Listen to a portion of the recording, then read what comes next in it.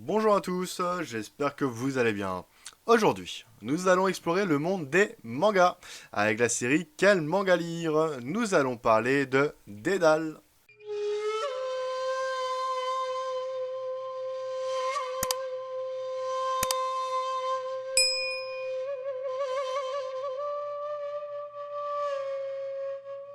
Dédale est un manga de Takamichi écrit en deux tomes arrangé dans la catégorie des seinen. Il a été publié dans le Young Coming Cherry de 2013 à 2015. Il a été édité au Japon par Shonen Gaosha et adapté en France par Doki Doki.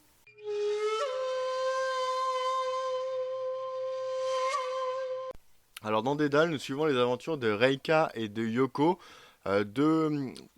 comment dire, testeuses de jeux. En fait, leur métier c'est de chercher des bugs dans les jeux vidéo. Sauf que là, ce qui se passe, c'est que le bug du jeu vidéo en fait se reproduit dans la vie réelle.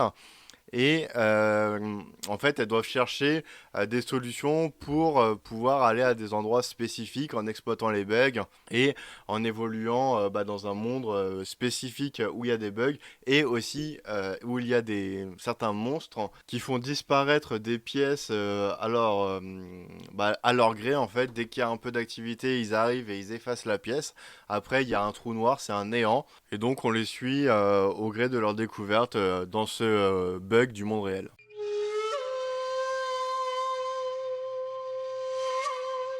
Alors mon ami sur ce manga en fait, le premier mot que je trouve pour le décrire c'est l'imagination. En fait ça fait énormément travailler notre imagination par rapport à l'exploitation de ces bugs, par rapport à tout ce qui peut en découler. Et en fait Reika est totalement à l'opposé de Yoko. Yoko est quelqu'un de très terre à terre, qui essaye de rechercher les bugs, mais parce que c'est son métier, alors que Reika, c'est vraiment une maniaque.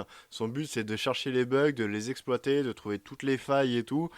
Et en fait, là c'est clairement son monde rêvé. Dans le monde humain classique, on va dire, elle n'est pas du tout à son aise.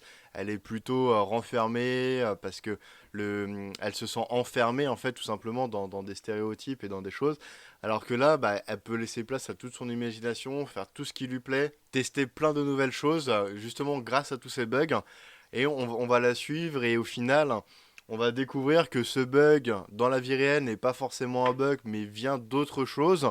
Et en fait, Reika va être, comment dire, la personne qui va réussir à solutionner en fait ce bug d'une manière assez spécifique.